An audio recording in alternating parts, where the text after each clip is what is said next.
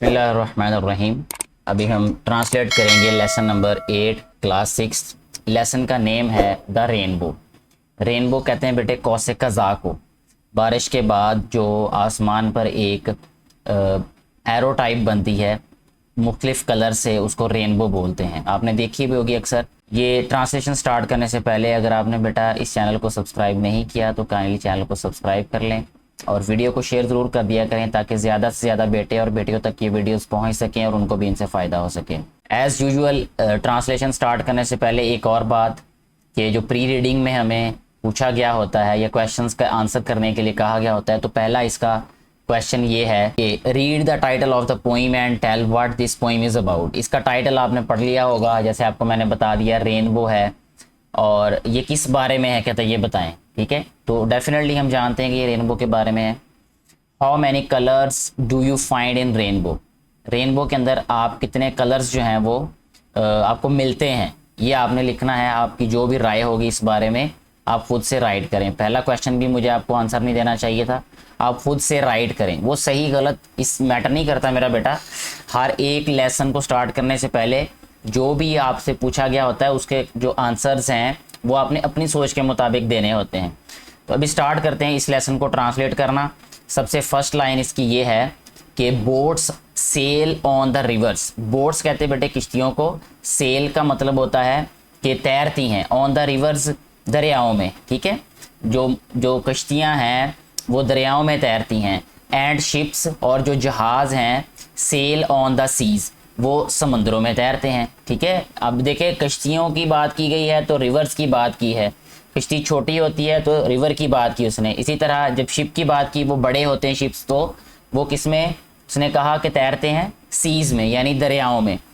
But clouds that cell, लेकिन जो बादल हैं वो तैरते हैं अक्रॉस द स्काई, आसमानों पर। ठीक है, अब हमें ये बताया गया है इतनी लाइंस में कि जो कश्तियाँ हैं वो दरियाओं में तैरती हैं और जो जहाज़ हैं वो समंदरों में तैरते हैं, और लेकिन जो बादल हैं ना वो आसमान पे तैरते हैं। Are prettier far than these. ठीक है, अब जो कहता है बादल आसमान पर तैरते हैं वो प्रीटियर हैं यानी खूबसूरत हैं, बहुत ज़्यादा। फार देन दीज, बहुत ज़्यादा इनसे खूबसूरत हैं। यानी किन से खूबसूरत हैं ये, जो कि कश्तियाँ दरियाओं में तैरती हैं और जो जहाज़ समंदरों में तैरते हैं, इनसे कई गुना खूबसूरत वो बादल हैं जो कि आसमानों में तैरते हैं। ठीक है बेटा, इन लाइंस में यहाँ तक हमें ये बताया गया है।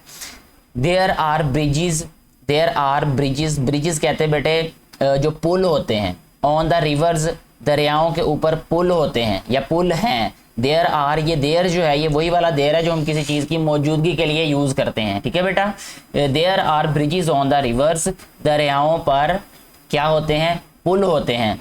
As pretty as you please, as pretty मतलब इतनी खूबसूरत, एज यू प्लीज़ कि जिसे देखकर आप खुश हो जाएं। वो कहता है कि जो ब्रिजेस हैं ना रिवर्स के ऊपर वो इतने खूबसूरत हैं कि आप उनको देख के खुश हो जाएं।